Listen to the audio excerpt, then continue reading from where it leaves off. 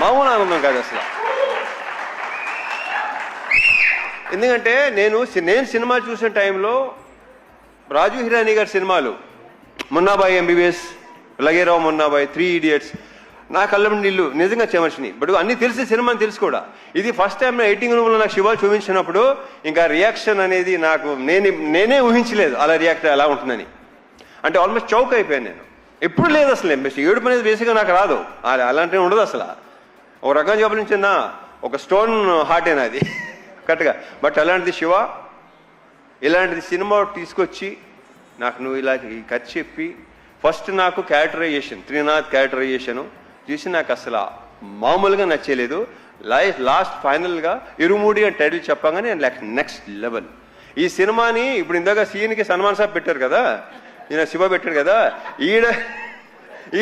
ఈడ అసలు cinema జరుగుతున్నాడు sir, ఇది సూపర్ హిట్. ఇది అంటే ఒరే ఏదైనా తేడా